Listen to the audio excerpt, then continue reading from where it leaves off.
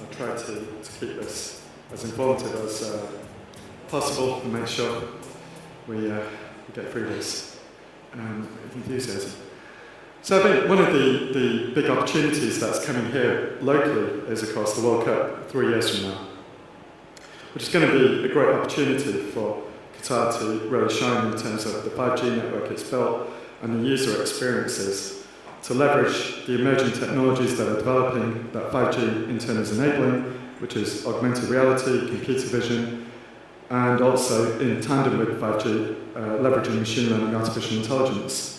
What should be noted is that the last World Cup, not only did we get over 3.6 billion people approximately watching it, unique individual viewers, but also the proportion watching on mobile platforms and digital platforms was growing.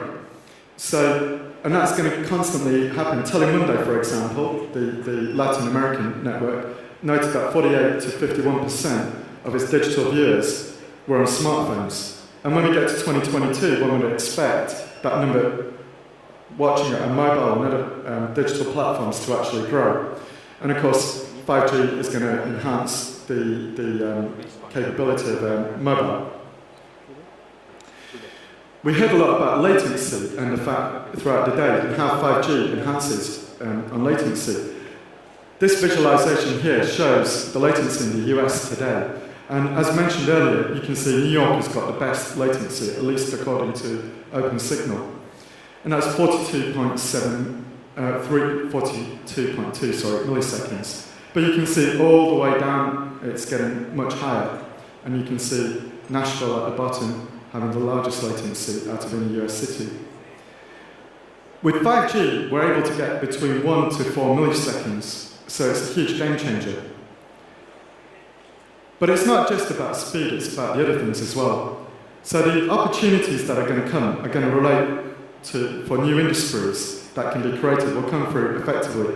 Enhanced mobile broadband, EMBB as it's called, ultra-reliable low-latency communications, the jargon URLLC, which are mission-critical services that need really low latency. For example, earlier this year, in China, a brain surgeon completed remote brain surgery and he was over 3,000 kilometers away from the patient. That's ultra-reliable, low-latency service, for example. And then massive machine-type communications, MMTC, which enable access for devices. And again, we're going to see a lot of machine-to-machine communication with things like the IoT scaling. So, as mentioned, very reliable low-latency communications near real-time, which means it's going to create new opportunities to interact with the user and make real-time decisions. We're also going to generate massive amounts of data with all the sensors that scale, and we'll look at the scaling in a moment, or the forecast for that. And all these devices get more and more connected. That means the data deluge gets bigger and bigger. In turn, meaning that we need to use machine learning and deep learning to make sense of that data, to find hidden correlations and to understand what their data means. Edge computing, which means serverless computing, in the sense that the data has been processed where it's been created. What we're seeing a big trend towards is something known as hybrid model, which is that you do your training on the cloud, the training of a, say, machine learning algorithm or a deep learning algorithm, and you use the cloud to store historical data like a data lake. But then you do the inferencing, the decision-making on the device itself. And that's something with 5G, as we go forward with the IoT, is going to grow more and more. And again, that's going to allow for intelligent experiences. In this world, as we go to new opportunities, we're going to get new ways that we can interact with the user. Technologies such as augmented reality and virtual reality struggle with 4G. The latency really damages them. And indeed, with 4G, we also have bandwidth limitations. We've pretty much hit the capacity of the low latency, the 4G of the 4G network. It's getting harder and harder to put more and more in there and keep the network working properly. With virtual reality, the problem that they've tended to find is if you move your head very quickly, left to right, you go faster than the image, and that creates a feeling of seasickness or sea motion sickness in the user. And again, with augmented reality, you get latency where the image gets stuck a lot.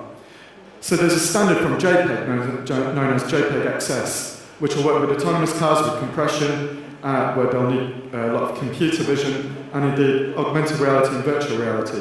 So we're going to see augmented reality in particular work as it's intended. I stress AR more than VR because with VR we've still got a limitation of field of vision, FOV, which is about 90 degrees sight with the sets, unless you make them very big and clunky. And users don't like that. They like smaller, thinner headsets, which are more workable with augmented reality. So the kind of opportunities that we're going to see, whether it be here in Doha or elsewhere, are going to be, for example, the ability to use AR to navigate around, rather than just the Google Maps, to see what's actually around you and identify. And probably don't even interact with the store. You could order, you could find out what restaurants are around you, what's got a vacancy, and book a table in advance.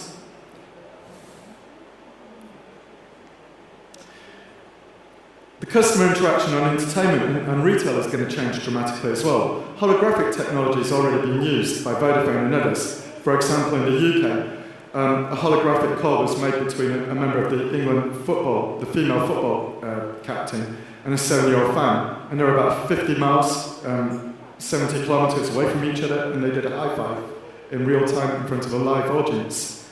You can envisage a situation where you've got, for example, Cristiano Ronaldo or Messi, and you're watching them as a hologram doing things, and then interact with them and even buy their shirt, or Messi scores an amazing free kick, buy his shoes. Entertainment sector is going to be heavily disrupted. Again, your ability to watch music. Right now, we watch YouTube, but we're watching a static video again and again. With technologies from AI such as GANs, which is generated adversarial networks. I'll talk about them more tomorrow rather than today. But you can create alterations and make the star do different things. That's become famous with things like deep fakes and the face app, which shows you what you look like when you're older. But you can combine it with augmented reality to create experiences where, here we show Justin Bieber, not that I'm a fan of his, but in case you are, you can see Justin Bieber doing different things and then buy his t-shirt. So it's going to create new personalized experiences for the customer. We can see, although 5G is in its infancy right now, it's set for rapid growth. And I think 2022 to 2025 is the period for real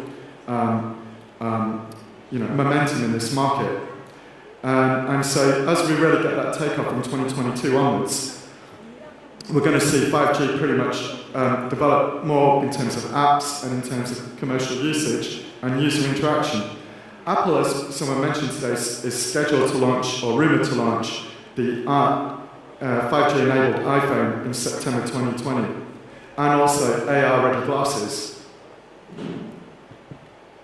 This shows the forecast for 5G-enabled mobile devices. And again, you can see that it's that period 2022 to 2025 where we get the rapid traction and the big growth. So by 2025, 1.5 billion devices will be 5G in terms of mobile.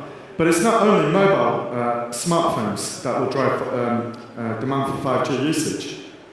The IoT, as mentioned, IoT devices installed is forecast to hit 75 billion plus by 2025.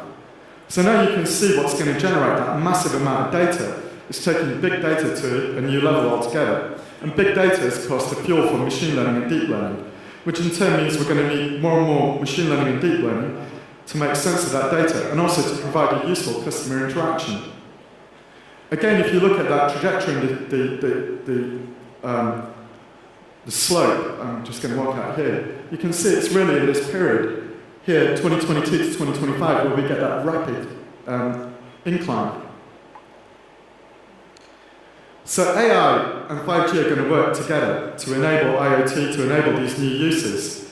And IoT is going to have applications both in industry, whereby you're going to get intelligent manufacturing, predictive analytics to work out what's going on your factory floor, to reduce machine outages, to optimize your production, supply chain logistics, and reduce your wastage and improve your efficiencies. But also in terms of, as we saw before, in terms of customer interactions in areas like banking and retail, and we'll look at those. The entertainment sector, this report by Intel Oven shows, again, that rapid trajectory is going to happen. From 2025, it's got 57% of the market, or revenue, is going to be coming from 5G-related devices. And $1.3 trillion is forecast to be generated in the entertainment sector alone from 5G by 2028. Again, I stress that rapid trajectory that goes from 2022 to 2025. This is when we really see 5G taking momentum. I mentioned that hologram. It's like Star Wars technology that we used to see in the old Star Wars movies. This is actually real. It's Vodafone UK, and that's a member of the England football team, female football team, with a young fan. And they're about 50 miles away from each other doing a high five in front of a live audience. So holographic technology is going to take off. It will be a bit more costly at first, but you can see the potential in terms of business meetings, in terms of the entertainment sector, the fact that you can actually see someone in front of you and engage with them. The future for Skype, the future for FaceTime, etc. You know, it's going to be actually seeing a 3D version of someone. This image is actually taken from Microsoft, and I recommend looking at the video because it's quite insightful. It really gives you quite a good idea of how the world's going to be in the future as we move into this world. Customer experience will be radically transformed, more than ever before. Change is going to happen a lot faster. Apart from Industry 4.0, with augmented reality, virtual reality, and mixed reality. Mixed reality, augmented reality, you're going to put something virtual into the real world in front of someone. You kind of overlay it. With mixed reality, you allow the person to actually interact with the augmented object as well in the real world. So it creates new opportunities. In this version that Microsoft showed, the hologram that they create with the mixed reality glasses is actually speaking fluent Japanese. It's translating from what the person said, an American lady who's speaking English only, and there's a perfect translation in Japanese with a 3D hologram. So again, think a bit about business meetings. Think about that image of Ronaldo, for example, Cristiano Ronaldo, Lionel Messi, being here in Qatar, speaking Arabic with their hologram to their fans. That's the world that we're going to. This is something I'll cover more tomorrow, it's just to be aware of it when I talk about AI. But I mentioned GANs, which are generative adversarial networks. And here you can see this is the original image, this is someone from my team who works in my company, and then we transformed it all the way to when she looks older. And you can create video sequences out of this. And of course, 5G is going to be a lot easier to download HD videos, but why watch the same video again and again in the entertainment sector? With AI, working with 5G, we can transform the customer experience even with video. Show the person something different all the time in a music video or a movie. Again, this is a deep learning algorithm that we built. It just shows the fact that you can do what computer vision is, because computer vision will be a big part of it in terms of 5G applications with augmented reality. The fact that we can detect what someone's wearing. But you can actually, and then put recommendations to them. But the same with security cameras. You can detect a person, object detection, and then identify if they're an unidentified intruder, for example, in a secure zone. If you've got an unidentified intruder in your home. Again, the kind of customer experience transformations that we'll be able to get with 5G combined with AI and the IoT. Big transformation in retail. In the US and across Europe, including the UK, retail is suffering. Every week, another retailer goes under. Forever 21, 3 years ago, was one of the biggest retailers in the US, one of the top 10 most downloaded mobile apps. So it wasn't as though they were behind the mobile technology. And this year, they filed for Chapter 11 bankruptcy protection. So Amazon, and indeed the growth of e-commerce and the big e-commerce players, is really affecting the retail landscape. The ability to create new immersive experiences with augmented reality with AI, for example here, The lady can see, the brunette lady with brown hair can see what she looked like with blonde hair, she wants to buy the colour, and then you give her alternative recommendations to purchase. She buys them all, QR code to verify, to reduce security risk, pay with face. Grocery stores. Again, it's an inefficient experience right now. We see Amazon going with cashierless technology. But in actual fact, you could go to your grocery store, already having ordered before, recognises you by your face, gives you loyalty points, additional items, you're enjoying the virtual reality, augmented reality, entertainment, having your coffee in the store, your item comes to you, done. So we can see the projected growth in AR is set for a record growth. Here we see on the right-hand side, going to 161 billion per annum of revenue by 2022, which is much bigger than the virtual reality on the left.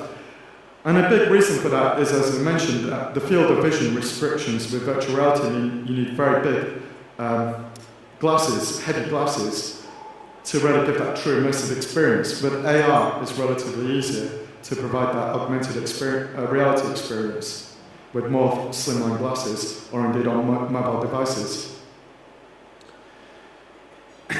So we've seen a bit of a reported slowdown in phones ahead of 5G, pre-5G slump, but we can see a rapid recovery coming through the next decade. Healthcare has been mentioned. Healthcare is going to have a huge transformation, a huge disruption. The way we do medicine right now is really inefficient. It really, you could say, belongs to the Stone Age.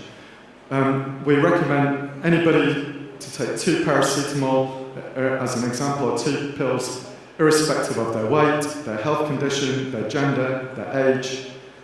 We're going to go to an era of personalised medicine, where with smart sensors all around us, taking real-time data, we can actually make predictive medicine work and start working out what's wrong with someone before it happens. The ability to analyse someone's heart rate, blood pressure, etc., and predict that they're going to have a heart rate with machine learning AI before they have it. An ability to detect something might be wrong on the skin, for example, and remote medicine will really take off, whereby you can have a doctor remotely examining you and giving you a recommendation, so that we're going to see this huge transformation. As mentioned, robotic surgery already occurred in China with 5G, 3,000 kilometers away with brain surgery. And we've been finding that AI with computer vision is outperforming human radiologists. So again, this lady here could be looking in a mirror, there could be a smart camera with AI on the edge there, detecting what may or may not be wrong in terms of her appearance. Banking and insurance will also be heavily disrupted. We're going to go into a world with augmented reality and artificial intelligence, where you could have a virtual banker on your phone, a virtual private manager, giving you recommendations you can interact with, you can get advice, where's the stock market, what's happening with certain shares or bonds that you hold, securities that you hold, your portfolio, foreign currency transactions you want to do, where the market is, etc. This personalization is what 5G combined with AR is going to enable. And a frictionless experience. As mentioned, a payment by face or payment by fingerprint, rather than carry 10 credit cards with you, bits of plastic. And frictionless in the sense that an invisible bank, that it can be everywhere with you, and you just need the 5G phone or glasses to activate it. We've heard a bit about autonomous cars. It always gets people excited, so I thought I'd bring it up. A key point that I mentioned here is that we are unlikely to see level 5 autonomous cars, that's the maximum level of autonomy, until at the very earliest 2025, possibly even 2030. Waymo, the Google arm of self-driving, made the announcement earlier this year, a couple of months ago, that they think level 5 autonomy is going to take longer. And part of the problem there is that autonomous cars need to, first of all, they'll need 5G with machine-to-machine communication. And we'll see in a moment what that actually means and looks like. But the other thing is that autonomous cars need to adapt to human drivers, and that's the problem they're finding in Silicon Valley right now. They're finding that one crash that happened earlier this year, or late last year, The autonomous vehicle was joining their freeway at 2 miles an hour, very cautiously, and then in the lay-by, coming behind it at the junction, a human driver came and hit it, coming at 50 miles an hour, not expecting to find a car at 2 miles an hour, where they have the freeway high speed limit at 55. So whilst it was the fault of the human driver hitting it, the autonomous car doesn't understand human logic, and it needs to. We're trying to find ways with fuzzy logic and other things, and Bayesian deep learning, to make autonomous vehicles drive more like humans. That doesn't mean wild speeding or whatever, but kind of less robotic. But we will also get opportunities to personalize the interior of the car. Now that no one's driving it, an autonomous car is going to go from journey to journey to journey. And think about that. In our cities, it means that we're going to need less car parking spaces within the cities. It means you're going to have more green spaces, more opportunities to use those car parks or car parking spaces for other productive uses. You'll have real-time engagement with your customers. Here I showed them shopping, marketing opportunities. They could be doing their banking, their work, entertainment, with immersive experiences within the vehicle itself on their journey. This shows machine-to-machine communication and why 5G is very important. So the car here is broken, but it's not in the line of sight of these ones here, but you broadcast through the network. So using 5G machine-to-machine communication, this car's detected it with its computer vision and sensors, and it's alerted everybody on the network. So even if these cars cannot see it behind, it won't crash into one here and cause a crash all the way here, because this one's going to break, and it's already told them, I've detected a broken down car, I'm going to brake. So all these vehicles know the car in front is braking, and there's one broken down in front of it. So even if you had fog, even if you had heavy rainfall, it's the ability to make, for cars to communicate with each other with 5G, which they can't do with 4G, and make optimized decisions. And this is where we'll have edge computing, which gets talked a lot, where the intelligence will be on the device itself, in this case a car, not on a remote cloud server. Because if this was waiting for a remote cloud server to send a signal back, I've detected a broken down vehicle, what should I do? By the time the signal gets back, it could already have hit it. So the intelligence is going to be all around us, on the devices we use, whether it be a car, when they finally come, autonomous vehicles, on your mobile, on a smart camera, on a sensor in your home. It's going to have AI enabled on it itself, and you're going to have interactions both at a human level and a machine-to-machine level. Another key thing is that 5G will deliver huge amounts of economic growth. We often overlook that. We often get scared about new technology. When the Industrial Revolution itself came, there was a thinking at the time that it was going to cause huge unemployment, and those in the agriculture sector, where most of the employment occurred, where the vast majority of employment occurred, were often revolting, going, machines, industry, factories are going to take all our jobs. The opposite happened. The World Economic Forum predicted in a report that by 2020, and let's not forget that's just a month away, 5 million people would be unemployed due to AI. That didn't happen. Unless 5 million people are going to get unemployed over 1 month, which I don't think is going to happen. We've got record levels of low unemployment in the US, in UK, parts of Europe, and other regions all over the world. So often with technology we see fear.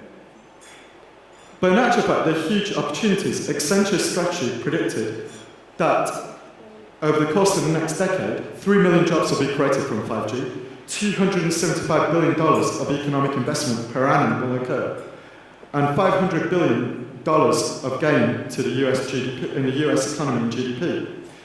And a city the size of Chicago can generate annual GDP growth of 14 billion per annum. So here in Doha and other cities around the world, there are huge economic opportunities that you can seize and take advantage of to generate in high-skilled employment opportunities, next-generation industries, next-generation businesses, and generate overall economic growth. I just showed for a quick comparison. This is actually where I live. You can actually see this is actually where I live right next. This is a new area called Wood Wharf and Canary Wharf in London. It's actually owned by Qatar. Qatar own Canary Wharf, including Woodwharf that's been built. This is part Woodwharf. And we want to make this a big technology hub for both the UK and indeed all of Europe.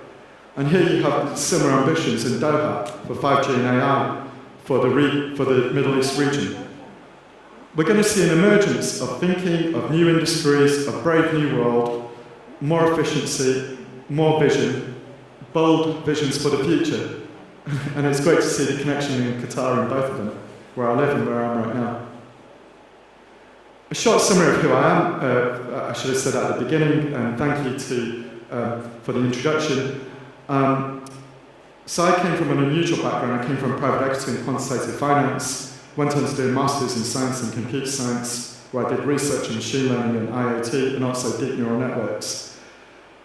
I won an award last week for being one of the most influential in the ethnic minority population of the UK, came in the Financial Times, and I've been ranked as a top AI and digital influencer in Silicon Valley by MarTech Post, in France by IPFC. Online you can see I came fourth last week with Andrew Enge of Coursera and Stanford as fifth.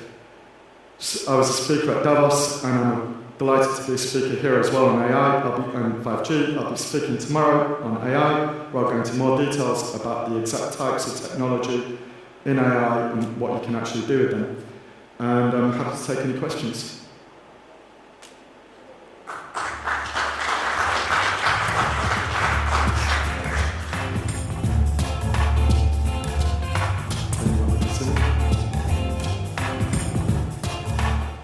Do we have any questions for Imtiaz?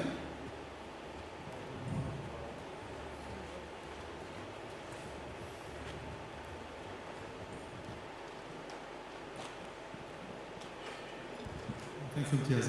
Quick question. The other day I read something that a news article saying that China is already working on 6G. Is this true? Can you have any information about this? Well, there are there's work going on in the laboratories for 6G in China and South Korea as well, apparently. But realistically, it's not envisaged rather that 6G will come into the real world until the end of this decade, at the earliest, in many places probably not until 2030. So you will see a lot of experimentation with 6G, which will have even lower latency than 5G. But to be honest with you, the quantum leap from 4G to 5G is the biggest we're going to have in terms of reduction of latency and connectivity relative to going from 5G to 6G or 6G to 7G. So this transformation that we're going through in 5G will take a number of years to go through because the investments required. And I should have made that point, and thank you for actually giving me the opportunity, which is that we're going to have there are three types of 5G essentially, let's say three types. We have the 1 millimeter wavelength, very, very fast one, very high frequency, which we're going to have mostly in the big cities. But that's easy to disrupt. In fact, rainfall and buildings and even leaves and trees can stop it. So that's why the question you asked before, you're going to have a lot of very dense network of very small towers, 5G antennae, which will be in lampposts and in traffic lights, etc., all around us, because very high frequency, 1 millimeter wavelength 5G is easily disruptible. It doesn't penetrate very deep. But that very high frequency is the one that enables things like robotic surgery and autonomous vehicles in an optimal scenario. Then you're going to get the slow, which is similar to what's used on 4G and the frequencies, and that can actually has the best penetration through buildings, etc. But then you're giving up on speed, and then you have the one in the middle, which gives you a mixture of both. However, having said all of that, what we will have though, including with the very fast one, is such a quantum leap compared to 4G. It is, however, going to take 2 to 3 years to build that whole infrastructure as a minimum to really make it work at scale. And there are some parts of the world, like the rural parts, even in the US and the UK, where it's not expected to reach 5G until 2028. So 6G, yeah, we will get there. Maybe China gets there 2028, 2030. But even in China, who are right in the forefront of 5G, building out 5G in the rural areas of the country is going to take a very long time. Hi, just to build on it, because as I'm coming from MENA anyway, so mobile network operators. You mentioned in the previous panel that we are not doing well somehow because we are not really bringing value to the customers. So, well, no, just I didn't say that. I said if you want to get more money, if you want to monetize, don't look only at the subscription amount, right? If you go and charge more automatically, you're going to put people off switching from 4G to 5G. But where you create value for them, I have friends in the telecom operators, and they say, oh, the benefit of 4G went to the mobile applications, right? The apps, they grabbed the value. Uber became a unicorn. Airbnb became a huge unicorn, right? 27 billion valuation. Facebook, Twitter, all these social media platforms, Amazon e-commerce, they grabbed all the value, but we, as the mobile network operators and telecoms companies, had to pay for the infrastructure, and so we don't feel it's fair. And I understand that point of view. What I'm trying to say, though, is that the lesson that you can learn from 5G is that when you give value to a customer, if you're giving them utility, something that's very useful for them, a service, for example, for an industrial on its factory, for customers on healthcare or e-commerce, whatever it may be, is that those innovations and that value add, then there are ways to get monetization back, be it through commissions on sales and purchases, be it through advertising, like Facebook did. There are ways to do it. A lot of people criticize Facebook. They do today, of course, because of the issues on privacy and the way they've been monitoring users. But Facebook, when it first launched, and Morgan Stanley, we did their IPO in 2012, and one of my professors at business school used to keep on saying to me, London Business School, he ran the MBA course at Harvard at the time. Why is Facebook giving this for free? Why don't they charge? But if they charge, people are not going to use it. They go to the rivals. So Facebook monetized it from the data and through then targeted advertising.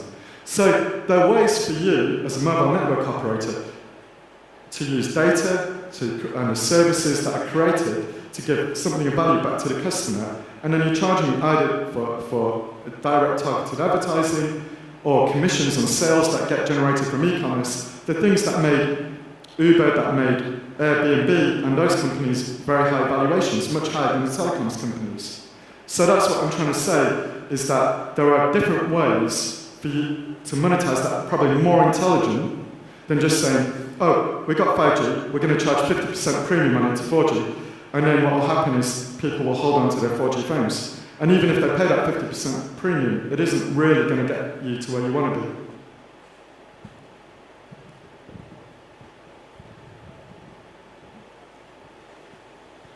Any more questions?